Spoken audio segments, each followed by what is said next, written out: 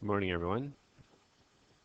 We've gotten to the end of the polynomial section of this, well, of the entire course, actually. The next unit will be something new, um, which means, I guess I'll say up front, if we have a test, it'll be late next week. I'm going to consider doing something else, but just sort of be forewarned, there may be that possibility, so you're not caught completely off guard if on Monday I say Thursday test or something like that. Um, Last couple of sections, or last couple of things we need to cover here, basically dealing with word problems and formulae, formulas if you prefer. I thought maybe a good way to start would be just to kind of quickly go over one of the questions that was assigned the other day. I won't necessarily solve all parts of it because you don't need to be watching me do the math. I may pause the video, just put up an answer here and there. But the ideas behind how we go about solving word problems generally is really, I think, a bigger deal than the individual word problems. Obviously, anything you run into may look a little different than a previous one, but recognizing sort of how to pull out a formula, in this case, there's your formula, and recognizing how to use it is going to be important. Sort of quickly here, I'm going to flip over to, this is the ministry document, and what you've got in this course is an entire section. I don't know if I can scroll up here. The entire polynomial section is broken into 3 chunks. The third chunk is solving problems involving polynomial equations. So, some of it's stuff we've done, just kind of solving, a sample problem here, solving, can't actually highlight, but hopefully you can see the hand. Something like this that can be factored. And then basically as we go through, solve problems involving polynomial equations, degrees no higher than 4, just kind of what we've been dealing with. But then they start to see some of these sample problems coming up. Here's a formula that you've probably not seen. I mean, you might have seen it in a physics class, but it doesn't matter. The idea is once we have a formula and we understand the concept that each of the variables represents a number, or sorry, represents a value in the formula, what we'll end up doing is getting numbers for some of the variables and not for one of the other ones. And then we can use the information we have to solve for the missing information. And again, big stress, the fact that I don't know what this formula means doesn't really matter. In math, if I have the values to go into the other spots, I can put them in and then solve for the missing value. And just kind of scrolling through, this is kind of what we looked at yesterday. It was reviewed, just kind of solving things when you have x to the exponent 7, well, x to the exponent 3 equals 7, something like that, recognizing that taking the cube root of that, or exponent 1/3, is what you need to do. So sort of, it's applying the stuff we've done before into the word problems that we're about to see. I'll just shrink this down a little bit and just kind of give you the idea again. A few more same sort of things, and you can sort of see just quickly in the sample problems that they've thrown out. V equals pi r squared h, something you would have seen before. S equals ut plus 1/2 at squared, possibly something you've seen before. A equals p, 1 plus I at the end, so this is compound interest. This is a projectile motion or a falling problem. This is a volume. So the point being, any formula you see, you can work with. The big keys will come out kind of in going through this problem here fairly quickly together. So when I look at my formula, I want to recognize what I have in here other than the numbers. The numbers really don't matter to me. How I'm going to solve the problem has nothing to do with the numbers. But what I do have is h and t, representing the height of the ball at any given point, and the time at which the ball is at a certain height.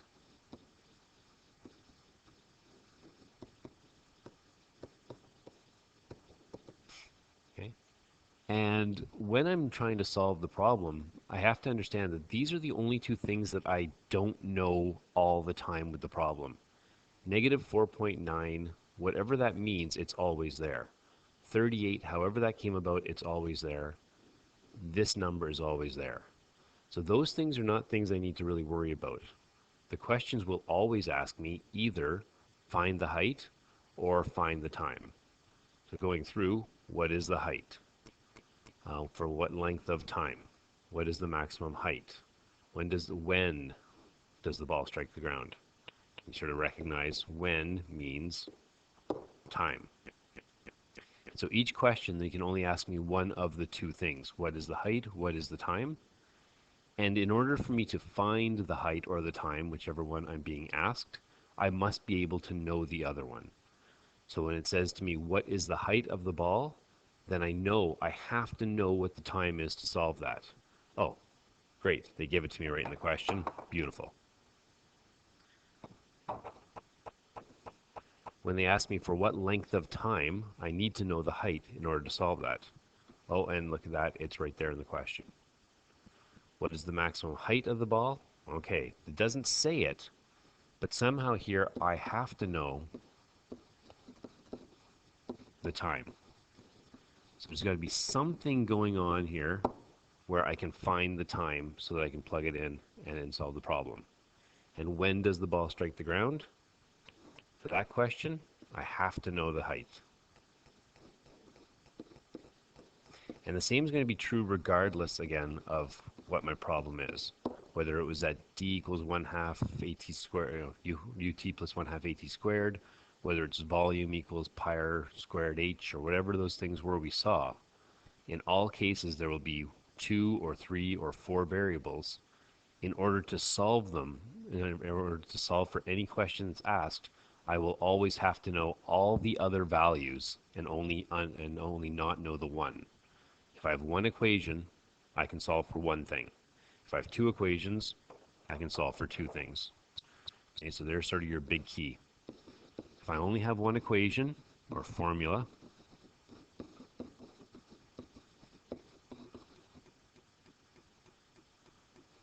I can only have one unknown.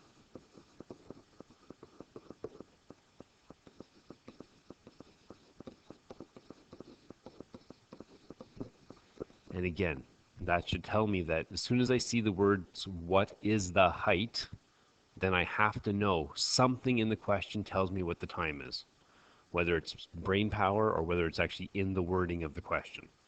When it says for what length of time, something in the question has to be able to give me the height. Okay, so I'm just going to kind of get these started. I'm not going to go through them to do the actual math.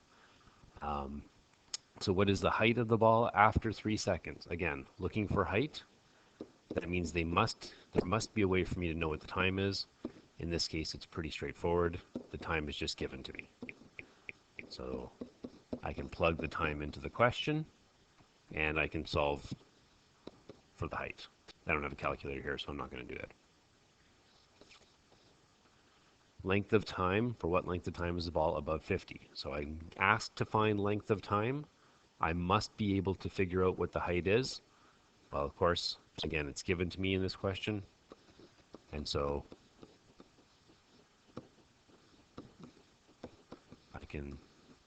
I basically have this as my equation, plug in the height, and then we're going to rearrange it. Probably should have just scrolled up here.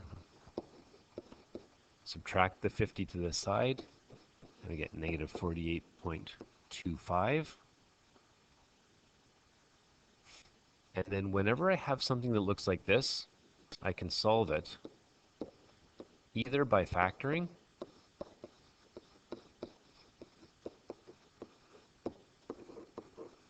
or by using the quadratic formula. And pretty simply, those are always my two choices. As soon as I have a square, whether it's an x squared or a t squared, in this case I guess it's a t, so I'm looking for the time, plug those values in for this, and I'll find that the time is whatever it happens to be. Now just sort of a quick note with that one. In the real world, when we solve a problem like this, we will almost always, the math will give us two answers. And chances are very good, usually one of them,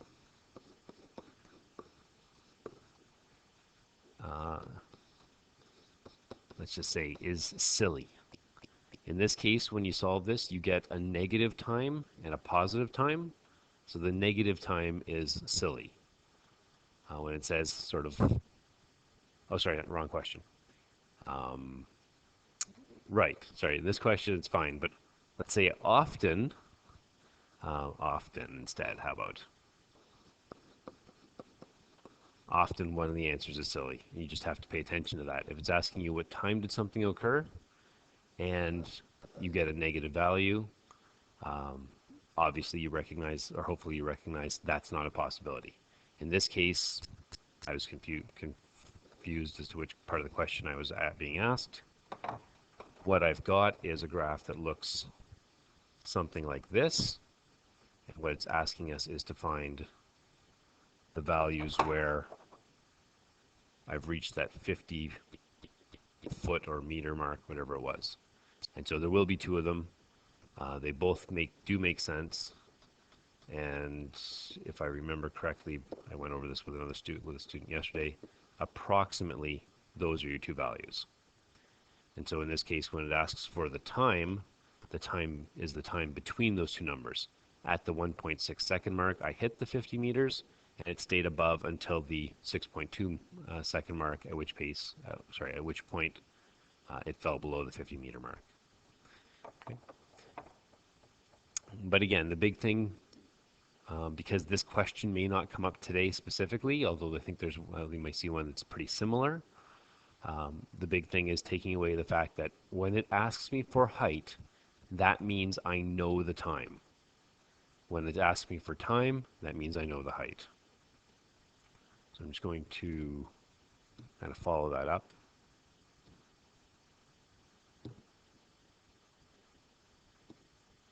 Okay, so sort of just the last two here, and I won't go through them so much as just kind of set them up.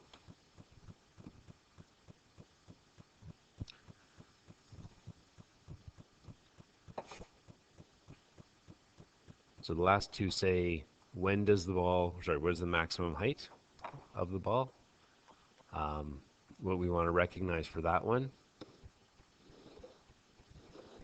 is, based on what we just said, we have this kind of a situation. We have, in the previous question, just found where these 50s occur. And this one's kind of a trickier question than most because it's very specific to the parabola. But there is kind of a key feature of a parabola, and that's the fact that it's perfectly symmetrical, which means that whatever these values happen to be, again, something like 1.6 and 6.2, the maximum will be exactly halfway between them. So basically, if we find that t-value, which is 6.2 plus 1.6 over 2, so it's the average of those two numbers, that's how we can find our time in this case. And then, as we said before, that time goes into the equation, and we solve for h. Last part then, d, when does the ball strike the ground? So again, we're trying to find the height, so that means we must know the time. Sorry, when does the ball strike the ground? We're trying to find the time, so that means we must know the height. There must be something in the question that tells me what the height is. And basically, it's the idea of the ground.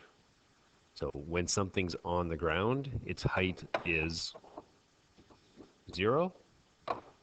So now we can plug that into our formula and solve using quadratic formula in this case. Or if we could factor it, that would be an option as well. So today you're going to be doing basically just practice problems. And again, each formula will be different depending on the question. You look through the question, you figure out which one we're looking for, which value we're looking for, and that means we should be able to figure out from the contents of the question what each and every other value is. Plug them in, rearrange the equation as you need to solve for the missing value. We're going to have at least 2 and probably 3 full days dedicated to word problems just to kind of get you comfortable with them. By Tuesday of next week, we'll either be doing a review, or again, if I decide that we're not having a test, we're going to do some sort of a just bigger assignments or bigger questions, just a few bigger questions each. Then at that point, we'll have something else to move on to. But the word problems are fairly important, and it's quite stressed, especially in this course, the real world ideas coming into play. So for now, you're going to get a little bit of time to practice. And as always, I encourage you to ask as many questions as you can or as many questions as you need to. The answers will be posted, but of course, not necessarily full solutions. So a good way to do this, I think, will be if you run into problems to email me, and then I can actually put up a solution and kind of post it, as opposed to taking the time to kind of go through it individually with each and every person. Obviously, I'm willing to do that as well, but we're not all necessarily making use of that opportunity. So good idea. Send me an email. Number 3, sir, was really tough. I got this part, but I had trouble with such and such. And then I can either just post a solution or run a quick little video where I actually have it ready ahead of time and ready to go. Okay, so I'm going to stop now because I'm starting to babble. Good luck.